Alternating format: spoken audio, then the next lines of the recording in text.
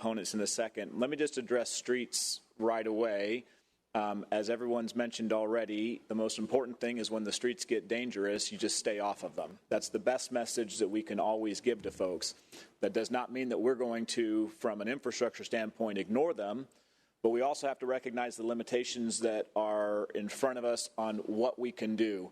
In the city of Houston, we are responsible for more than 16,000 lane miles of roadway. I always put that in perspective. That's the distance from Houston to Tokyo and back.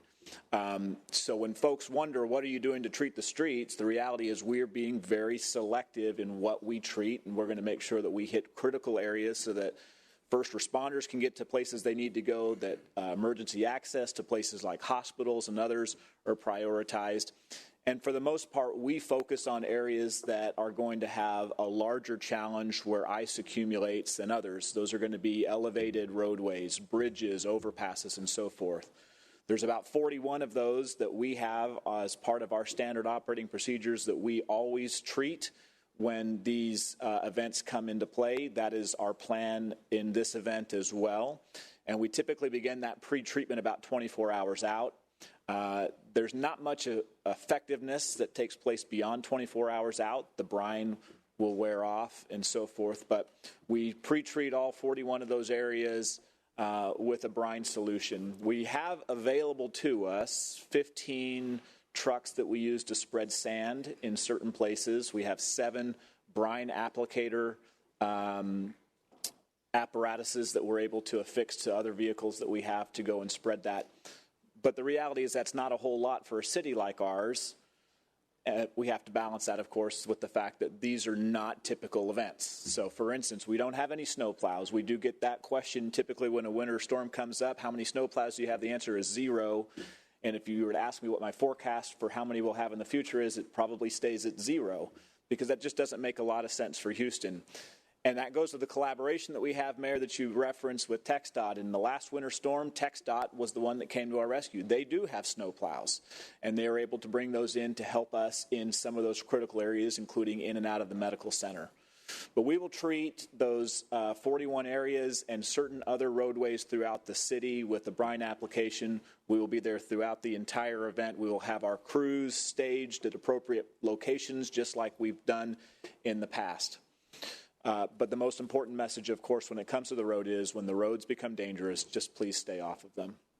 As water is concerned, as we've talked about so much already this morning, our biggest concern is going to be power. We are confident in our ability to operate our plants. Our plants are in relatively good condition. All other normal challenges in consideration there, but we are ready to go, and we'll be staged at our plants and riding them out. Our big 3 surface water plants are the ones that we really have the biggest focus points on, as well as our repump stations that help move the water across town. But power is going to be the biggest consideration there. We have already begun testing, and we will begin operating actually the generators at our plants in advance of the storm coming so that we can ensure that there's not going to be an interruption. In the past, that's typically been what's happened is when it's time to flip the generator on, all of a sudden it doesn't work. There's a variety of reasons for that, whether it could be the fact that there is a freezing point when it comes to the fuel source or that the equipment itself just isn't working. We're already in the process right now of ensuring that we will be up and running and ready to go. We also have maintenance crews that will be standing by and riding out to address any challenges that we have. We hope, of course, that there won't be a grid-wide power problem. And if there's not, then regular power is going to keep us going and we're going to be fine. But if there is, we feel really good about the position we're in and being ready to go. We're going to ask folks, as we always have all across Houston in the past, we ask them not to drip their faucets. That's a question that constantly comes up. Why do we ask that? It has nothing to do with the condition of your particular home. It actually has to do with the health of the water distribution system at large. The more people that are dripping, the more water is being used, the more demand there is on that system, and the more difficult it becomes if we encounter a challenge in one of our plants to address that. So we like to keep pressures down, and that is by keeping capacity at its maximum and not putting excess demand on there. We always encourage folks to know where the water cutoff valve in your home is. almost every home has some water shutoff valve in there. The best thing you can do if you're concerned is shut the water off before the storm comes, drain your lines, and you won't have any burst pipes in your home.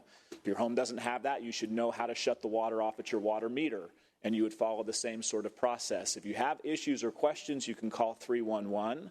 There's also information on the Public Works website and on our social media channels that we'll be actively pushing out throughout the entirety of the event, so that folks know how to handle those issues.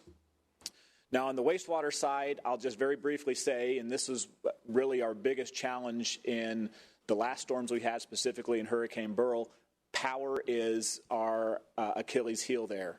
We are not as equipped on wastewater as we are on drinking water to ensure continuity of services. What does that mean? That means that lift stations, which none of our lift stations have permanent backup power, we will rotate the generators like we have in the past to pump them down and keep them going. Again, we hope that's not the case, but if it is, the result of that will be sanitary sewer overflows that we've seen in the past. So those will be on a case-by-case basis as we address it. We are actively monitoring all of them, making sure that they're functioning and working and pumped down as best they can. But to that point, Mayor, that's where we stand right now. We will be ready to go, all hands on deck.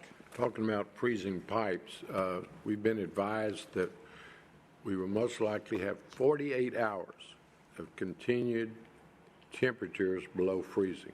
Yeah. So wrapping up pipes, getting all the preparation done, plans for your pets, your plants, your seniors, all hands on deck, Houstonians prepared to be at home and in place from Saturday afternoon to Tuesday morning. And it's a serious matter. Thank you. I think you need to thank those engineers I know that sleep on the floor at the water treatment plants and at all your facilities. Literally, members, they sleep on the floor to monitor the pressures all night long. And thank you for your leadership. Councilman Kamen. Thank you, Mayor. I, too, just wanted to echo, we always thank our law enforcement and public safety folks who work around the clock. It's an all hands on deck, but oftentimes, as you so aptly put it, our other city employees don't get the recognition that they deserve. Public Works employees that are sleeping on floors to keep critical life safety services going. Our GSD employees that station, for example, at West Gray Multi-Service Center in case there's problems like the roof leaks or the generators, or the janitorial staff that stays at the warming centers to make sure that we're keeping up with health and safety. Our solid waste workers that are also frontline. So the list goes on. They're often not recognized, and they're leaving their families to serve the city and keep other people safe. So we really appreciate them, and please pass on our gratitude to everyone that's standing up this weekend. Thank you for that. Thank you, Councilman Kamen. I always refer to Public Works as first responders.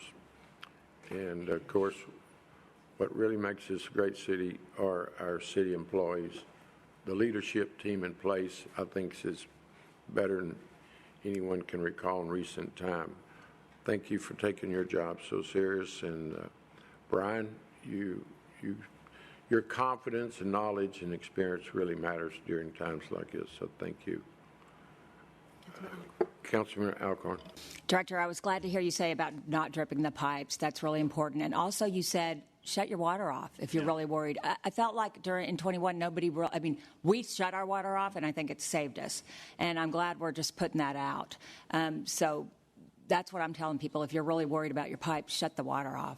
Yeah, thank you for that, council member. And you know, as the mayor mentioned, we are expected to experience a prolonged period below freezing. Now, your pipes typically are going to be okay until it gets really, really cold, but we are expecting really, really cold.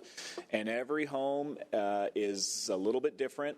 We have a huge variety within the city between new to really pretty old. And the stuff in particular that's older, the insulation is not as good.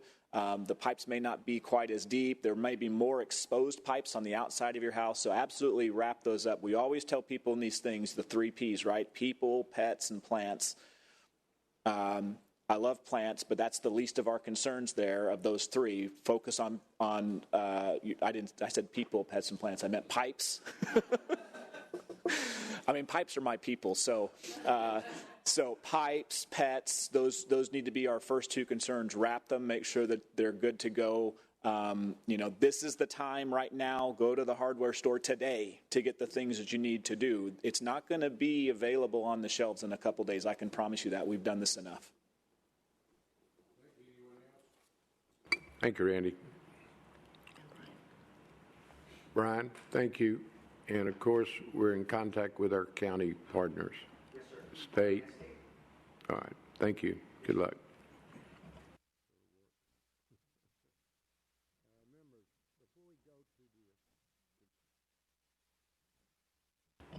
Thank you. Before we go to the consent agenda, I want to ask the Secretary to pull item number 2, the Neary matter. Nothing pained me more than putting it on the agenda 2 weeks ago. I'm very familiar, and have publicly said, I don't think Mr. Neary should get $1. I haven't voted on this contract, which was conducted before I got here. But legal, Public Works, and others said, it's not a matter of what we want to do, it's a HUD matter, that the entire amount of the contract would be in jeopardy, $9 million. HUD routinely says if you don't use the money for its stated purpose, meaning the contract, including the retainage, you're liable for the full amount to be refunded to us. So with those professionals telling us what's expected, if we want to go forward and have a good working relationship with HUD, we've got to, not for future work, not for an active contract, but we owe Mr. Neary $400,000, and if we don't repay, I was concerned about subcontractors.